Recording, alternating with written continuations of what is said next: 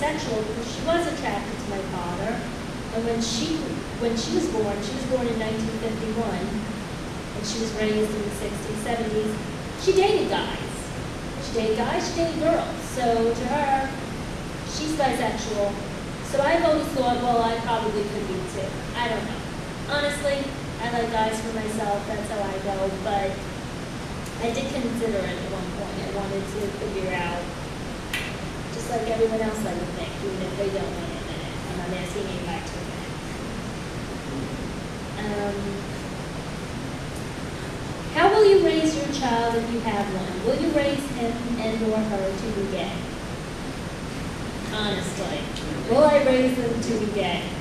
Well, when I raise a child, if George and I ever choose to have children, what I think we're both looking to do is to raise a child who is tolerant of all differences, whether someone is gay, whether someone is straight, whether someone is of another race or ethnicity, another religion. We want to raise our children to be tolerant. I also want to raise my child in a loving way. I'm going to start teaching them early, like my mom did me. Love comes in all forms. Don't be judgmental. Keep an open mind. And just a hint, there is no choice in being gay. I was born straight. Someone who's born gay is born gay. It's, as far as we know, genetic, and even if it isn't, I really just don't think it's a decision. Okay. You think this is normal. What will you tell your parents about their decision to do this to you? I don't know if you guys heard that one. I'll read it again. You think this is normal? What will you tell your parents about their decision to do this to you? I'm not quite happy with the wording of that question, but I chose it anyway because I feel like if I don't answer the difficult questions, what good am I? Yes, I feel like my life has been completely normal. In the sense, like I told you, I was raised with a loving family. I'm luckier than most. I don't like this question because it sounds like I'm a victim. And I don't feel like a victim. If I was a victim, I wouldn't be here speaking to you today. I wouldn't have bothered. I would say, oh, forget it. I'm not going to tell them about that tragic story. God. I'm here because I don't feel like a victim. I feel like I was raised in love. I have a loving family, and love is good no matter who it comes from. I just happen to have 3 parents. It's not so bad. Trust me. And the last question that I prepared for you is, did you have a normal and decent life, and do you think this is a good example for your children?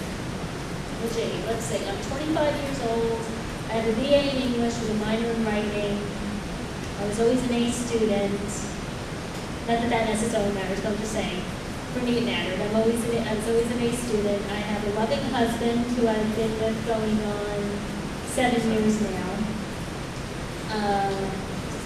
2 years married, 7 years we dated.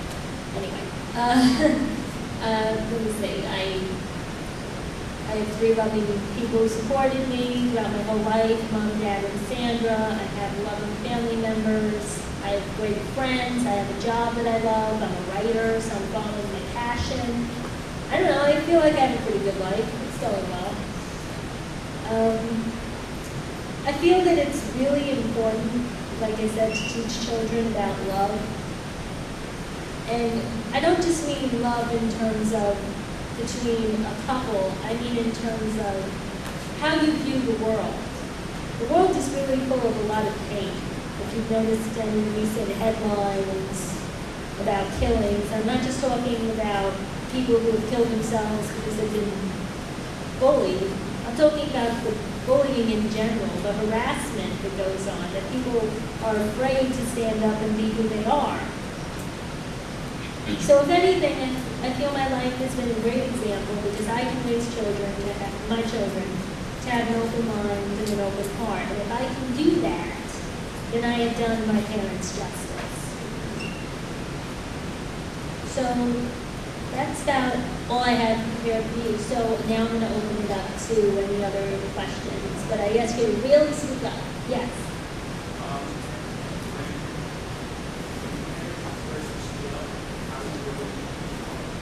With my father. Okay, that's a good question. Maybe you could repeat the question so we can all hear. Okay. He wanted to know when my parents first split up, how was my relationship with my father? Well, to be honest, like I said, I could tell my mom wasn't happy. I could tell my dad wasn't happy either. I had some very strange experiences. I remember one time, I told you I walked in on my mom and Sandra. Well, how about this one?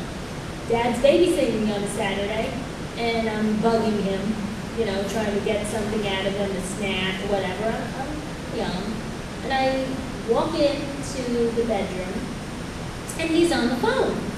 And I gather he's on the phone with a lady. And I went, oh, okay, so, and he's talking in a way that's kind of flirtatious. I thought, so that also helped me make up my mind that something was different in my family. That, my parents definitely weren't happy because now my dad is looking somewhere else too. So it's all right. And I don't blame him for that at all. But I'm just saying, it was a little awkward at first, I have to say. I don't remember the day he moved out. I've been told it was near or on Halloween. I guess I must have blanked it out. I don't think most children try to remember when their parent leaves. He was supportive. He took me out to places. It was painful. I'm not going to say it wasn't hard not to have my dad living with me. He had lived with me since as long as I can remember. I was 11 years old, and suddenly he was living with my grandmother. That was a change. But he always tried to stay in my life. I could call him whenever I needed him. I'd leave a message because usually he wouldn't always pick up. He'd get back to me later. But he always got back to me. And one thing actually that we used to do when I was growing up, when I was first living with Mom and Sandra, Dad would come get me, I'd say, every 2 weeks. And we'd either go out to a movie or go out and do something like an arcade or whatever. And then the other time, and then afterwards we'd go out, and he always took me to the same diner. It was so funny. He always took me to George's Diner. That was a neighborhood diner where I was growing up. And I always ordered this huge chef salad. And he'd look at me like, you're not going to eat all that. I said, yeah, yeah, watch. I'd eat like, I don't know, 3/4 of it. He'd help with the rest. So my relationship was good. It was just, there was some adjustment time. Any other questions? Yes?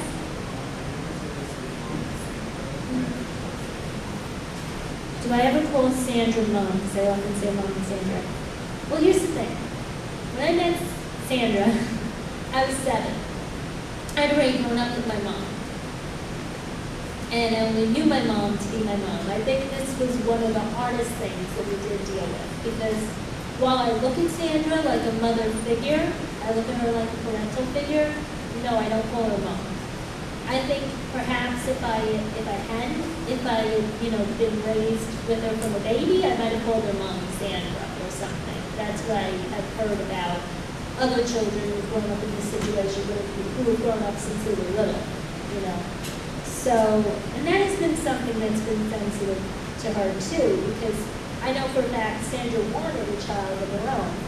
It was hard at 30 to suddenly have, like I said, instant 8-year-old kid, instant family. And I know that one of the things that she sacrificed was having a kid of her own, because she always said to my mom, we're having a hard enough time supporting Tara, how are we going to have another kid? Because that's another difficulty, I'll tell you, I guess with society. She didn't just want to go find a man and get, have a one-night stand and hope to get knocked up. She would want to go have in vitro fertilization, and that costs a lot of money.